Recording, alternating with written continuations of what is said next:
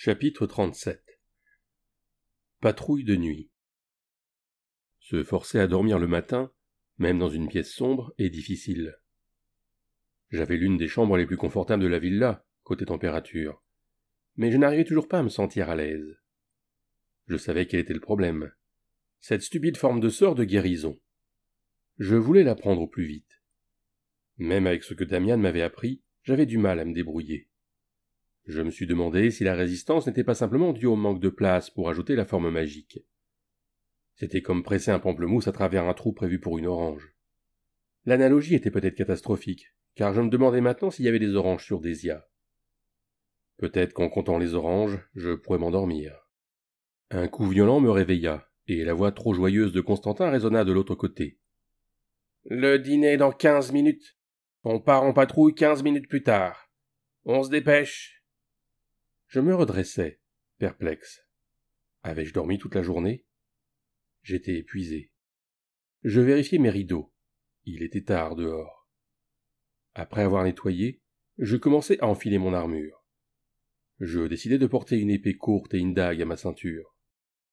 En entrant dans le hall, Constantin s'étirait. « Bon choix d'armes.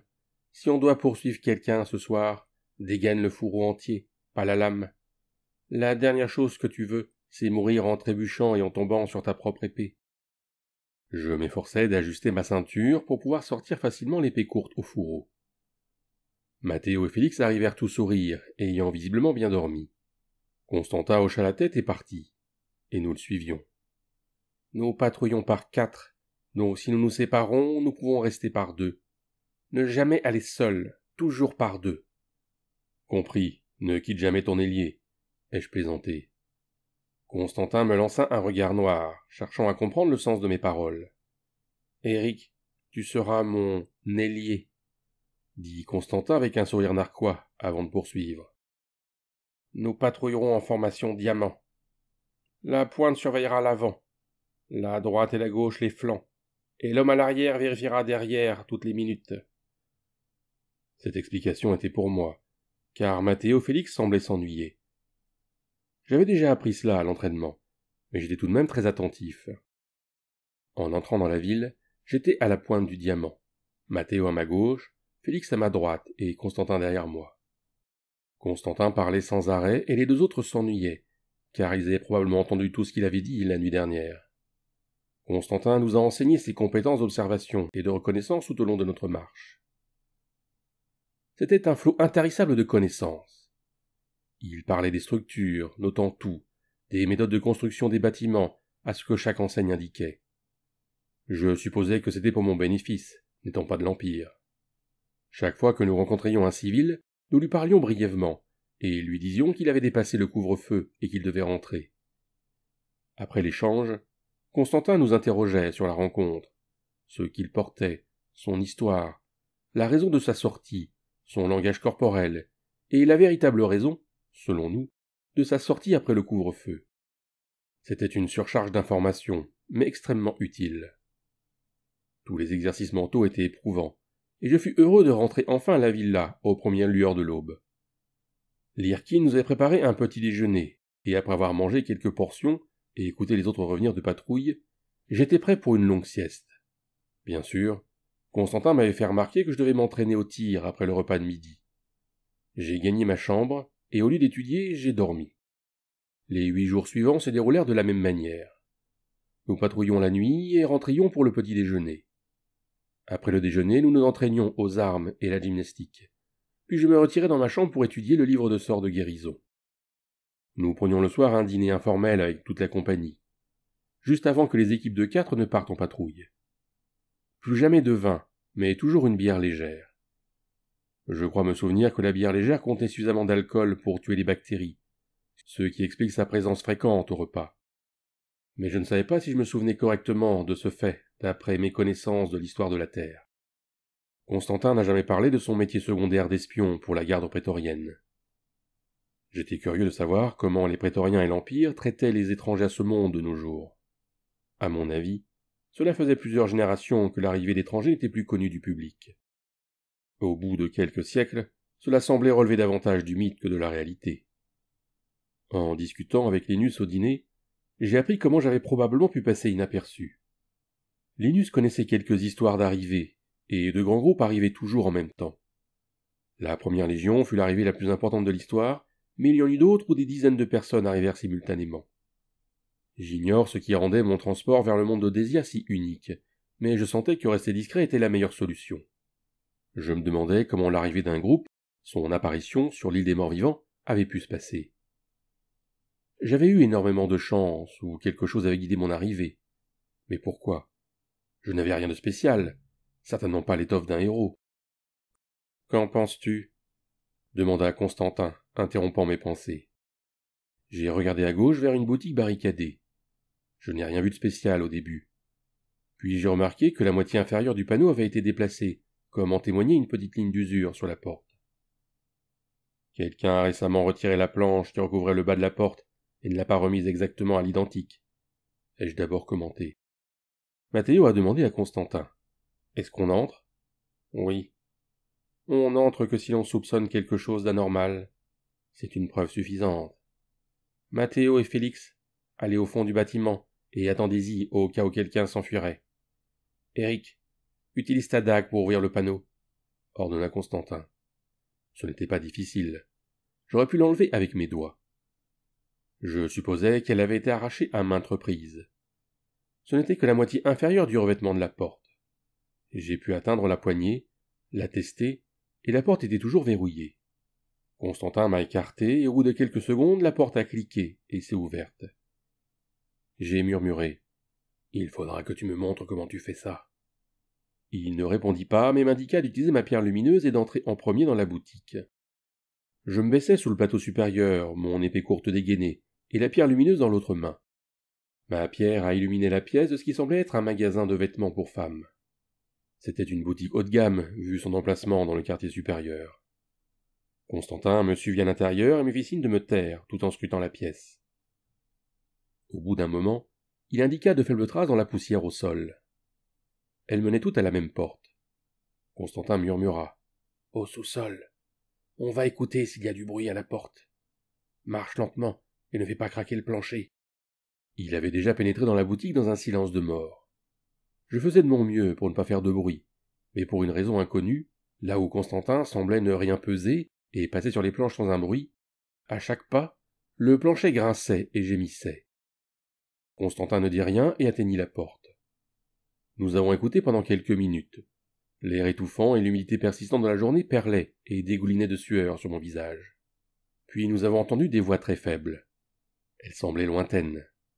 Constantin semblait comprendre ce qu'elles disaient, et je suis resté figé, attendant un ordre et essayant d'écouter. Je me suis dit qu'il s'agissait de pillards ou de squatteurs.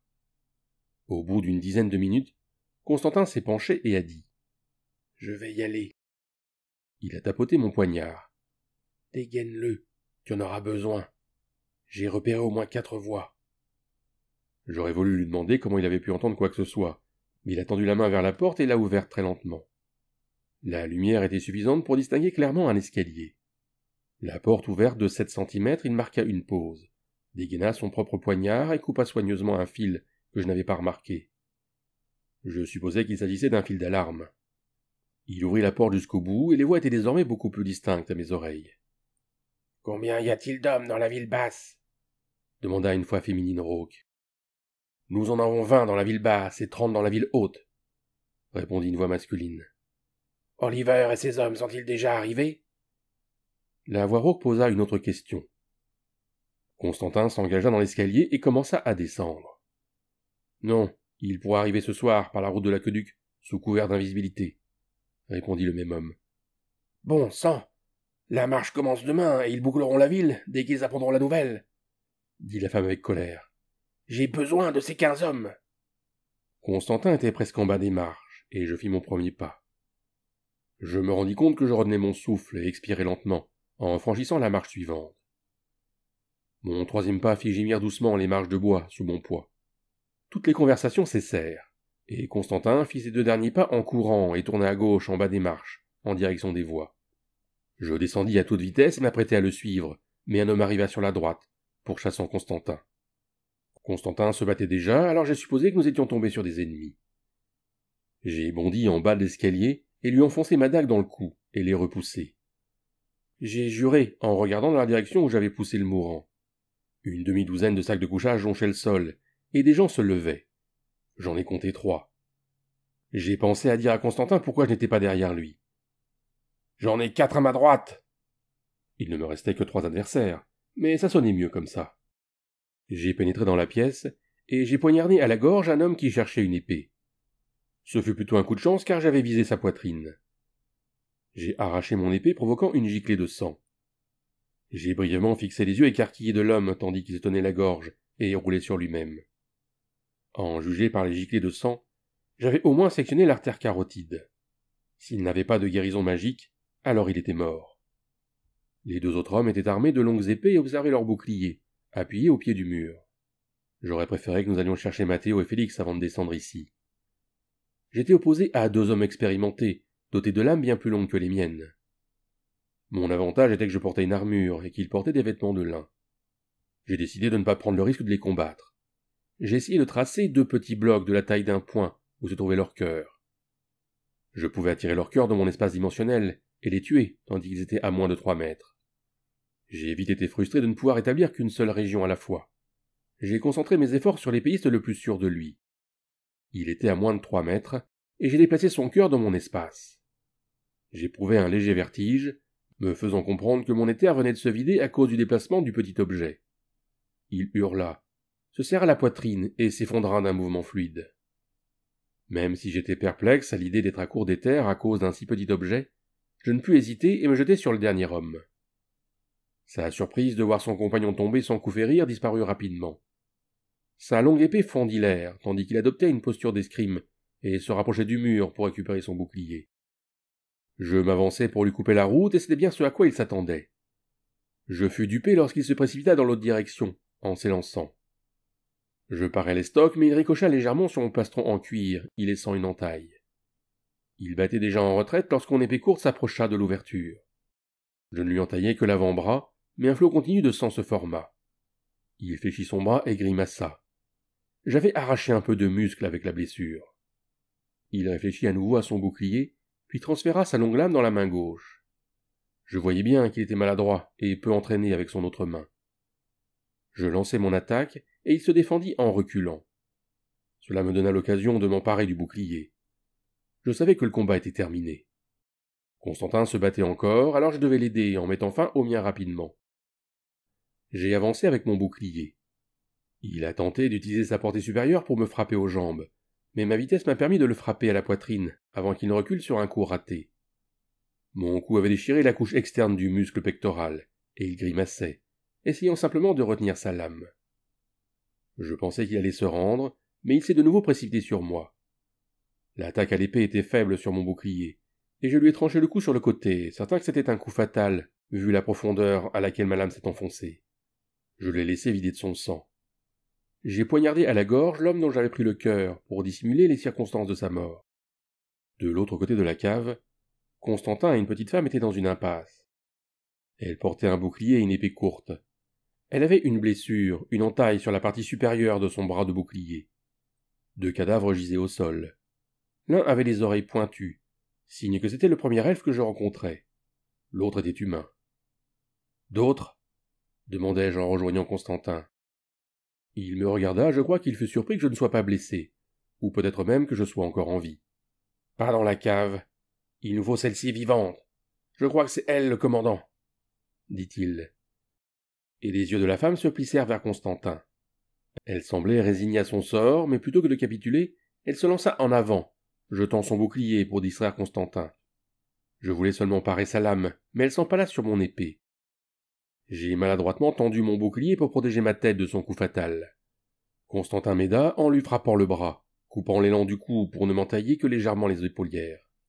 Ma lame s'est enfoncée assez près de son cœur pour la tuer. « Merde » jura Constantin. La naine était morte. Il commença à fouiller son corps et ne trouvant pas ce qu'il cherchait, se lança dans la fouille du reste du sous-sol. « Eric, regarde s'il y a un accès aux égouts depuis ce sous-sol. Ils ont parlé des égouts tout à l'heure. » J'ai longé les murs extérieurs et vérifié le sol. Les yeux des morts semblaient me suivre et me donner des frissons. Leur ôter la vie ne me causait aucun sentiment, ce qui m'a surpris.